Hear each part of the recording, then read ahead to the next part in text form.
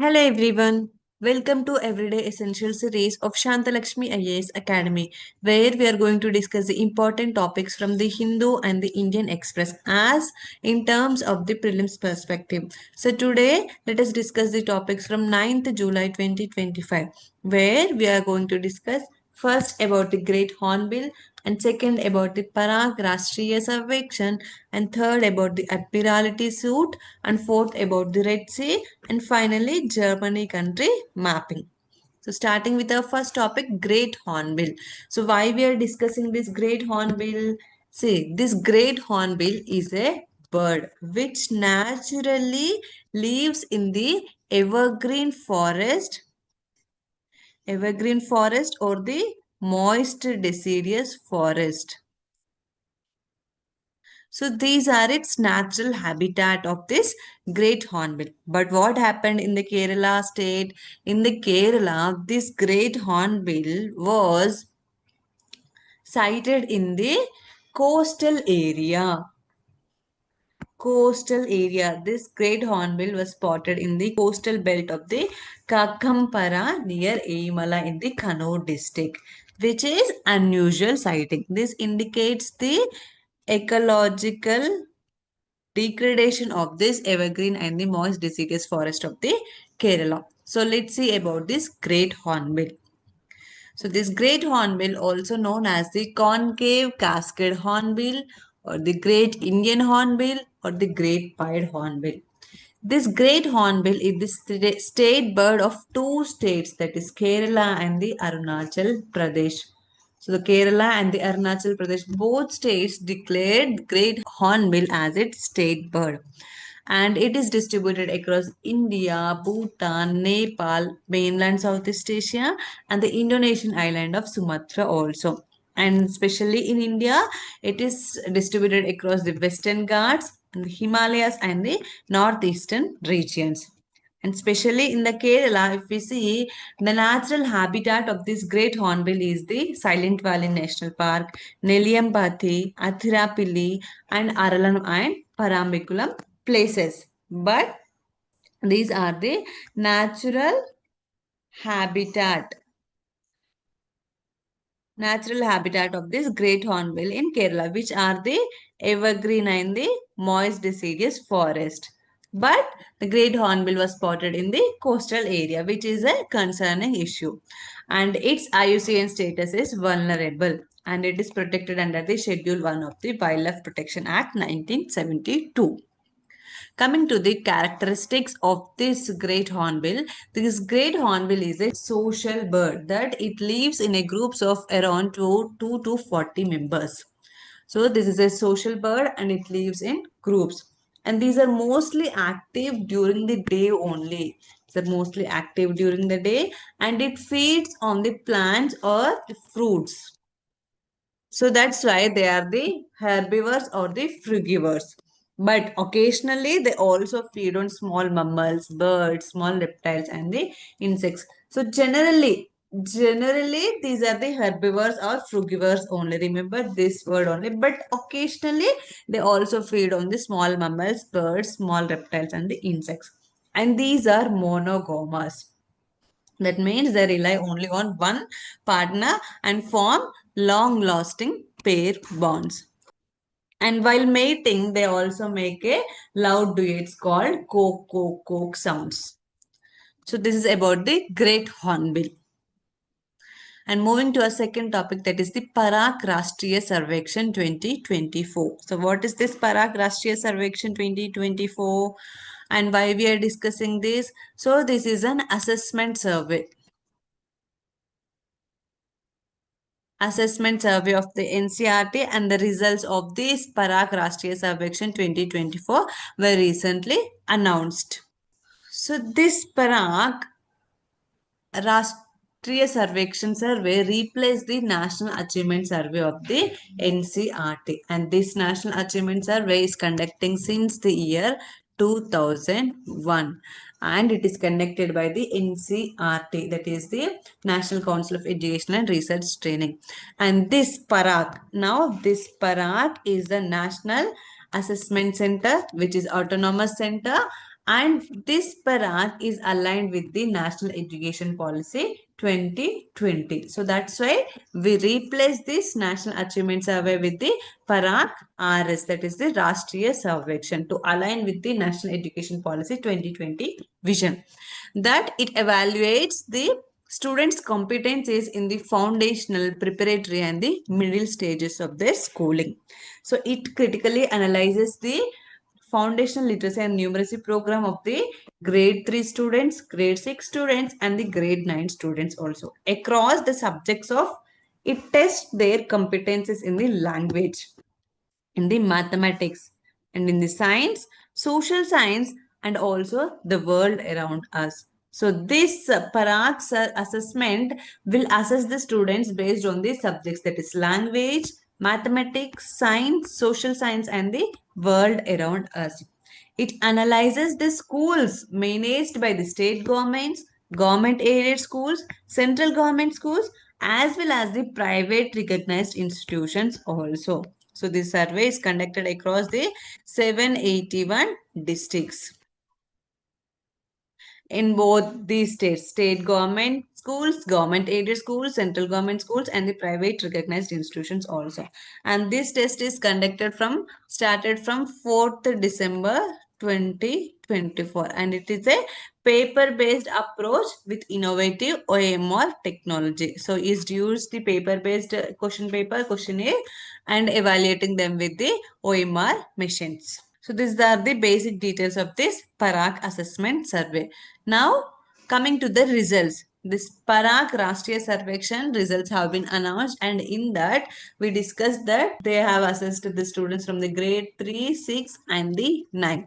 And regarding the grade 3, they assess the foundational competencies of the students in foundation subjects. And in that, the states of Punjab, Himachal Pradesh, and Kerala stood in the top in terms of this grade 3 students' performance. And the Sahibganj district in Jharkhand and the Raisi and the Rajouri district from Jammu and Kashmir stood in the lowest. They performed lowest in these grade 3 students. And coming to the schools, the Kendriya Vidyalayas, which are maintained by the Union government performed weakest in the mathematics subjects with respect to these grade 3 students. And moving to the grade 6, which assessed about the language, mathematics, and the world around us. And in this, the states of Kerala, Punjab, Dadra and Nagar Haveli, and Daman and Diu stood in the top position. And the districts of North Garo Hills, South Garo Hills, and Southwest Garo Hills of Meghalaya performed weakest or the lowest in this grade 6 class students.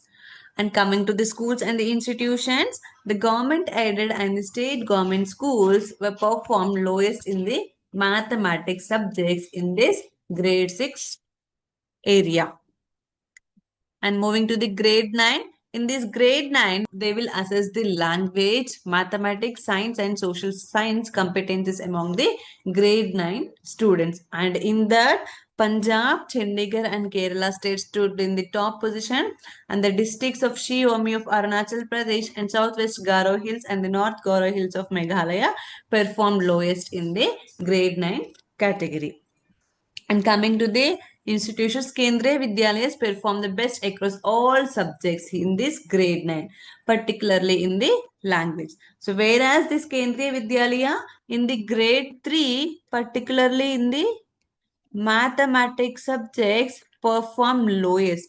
But in the grade 9 students, from this Kendriya Vidyalaya perform the best across all subjects, but particularly in the language they perform the best. So this is about the Parak Rashtriya Sarvekshan.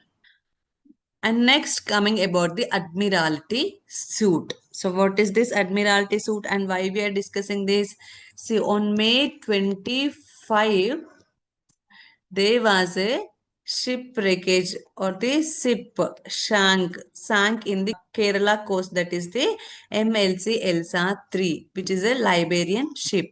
And regarding that, the Kerala High Court ordered the conditional arrest of the Liberian container ship MSC Akiteta 2, which is currently anchored at the Thiruvananthapuram's Vinjam port over compensation claims arising from the sinking of the MSC Elsa 3 in the Kerala coast, Alappuzha coast.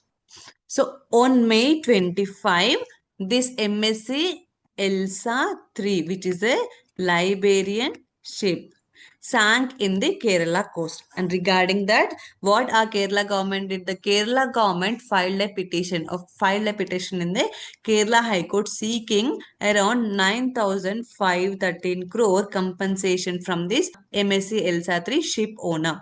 And regarding that, the High Court has ordered the conditioned arrest. Now, until giving until receiving this compensation from this owner, the Kerala High Court has ordered the conditional arrest of this alternative, that is MSC Akiteta ship, which is stationed at the Vinjam port in the Kerala Thiruvananthapuram districts. So we'll see what is this admiralty suit. So this admiralty suit is a legal proceeding pertaining to the maritime law and the disputes. Maritime law and the disputes. So this admiralty suit was based in the colonial era itself only through Admiralty Code 1861 and the Colonial Codes of Admiralty Act 1890. And this, after independence, the Admiralty Jurisdiction and the Settlement of the Maritime Claims Act 2017 governs the maritime disputes in India, replacing these old colonial acts. So under this act, suits can be filed for maritime claims such as the damage to the ships, ownership and agreement disputes, loss of life, wage issues, and the environmental damage. So under this act, the suits can be filed in the High Court for maritime claims such as damage to ships or any ownership or the agreement disputes or any loss of life, wage issues, and environmental damage. And this particular issue, this Kerala government filed this admiralty suit in the Kerala High Court with respect to this environmental damage caused by this MSC Elsa 3 ship, which has over 600 containers and which sank in the Alappuzha coast containing hazardous and the plastic materials. And the Kerala government asked about the compensation of 9,531 crore rupees. Until the Kerala government receives this 9,531 crore rupees, the High Court has ordered the conditional arrest of this another ship, that is the MSC Akiteta 2. And coming to the jurisdiction of this Admiralty Act. So the previous colonial laws, that is the Admiralty Code Act 1861, Colonial Codes Act of Admiralty Act 1890, given the jurisdiction only to the courts of High Courts of Bombay, Calcutta, and the Madras.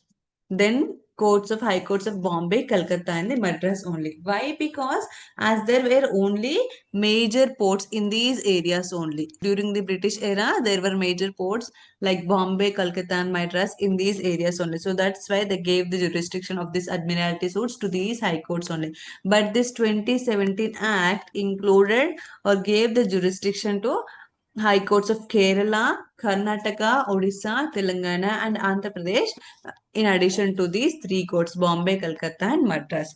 And the jurisdiction extends up to the territorial waters of their respective jurisdiction. That is, the limit of territorial waters is up to 12 nautical miles from the nearest point of a low water line along the coast. And it includes the seabed, subsoil, and the airspace above it also. The jurisdiction of the High Court includes the airspace above it also. Now, what are the other laws regarding the environmental damage or these other disputes? The other laws are the Merchant Shipping Act 1958 also provides that the ship owners Here, the ship owners are liable for any oil pollution damage or any leakage from the ships. And also, the Environment Protection Act 1986 empowers the authorities to take action against the polluters here. And also, the National Green Tribunal also can be approached to seek the environmental compensation. Environmental compensation. So this is all about the Admiralty suits and the Kerala High Court order. Now moving to a fourth topic, that is the Red Sea. So why we are discussing this? The Houthis of the Yemen country already attacked one ship and they sank one. But now they also attacked another ship in the Red Sea by killing the 3 persons in this ship, which belongs to the Greece.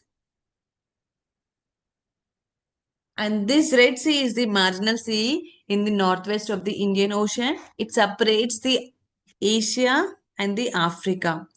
It is connected to the Gulf of Aden via Bab-el-Mandeb Strait and to the Mediterranean Sea via the Suez Canal. See, via the Suez Canal.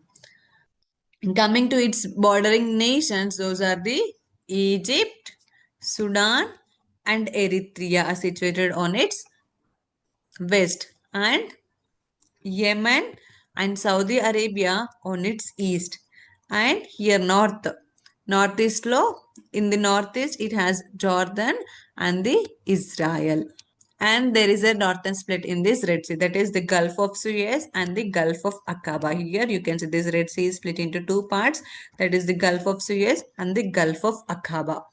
And coming to the features of this Red Sea, it contains some of the world's hottest and the saltiest sea waters. See, normally the Red Sea is in a intense blue-green color only. But due to the presence of this algal blooms, that is Trichodesmium erythraeum. Due to the presence of this algal bloom, that is the Trichodesmium erythraeum, the color of this Red Sea turns into the reddish brown color.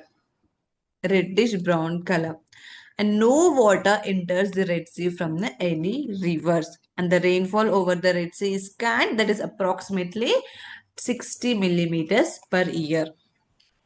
And now moving to a final topic, that is Germany. So why we are discussing this?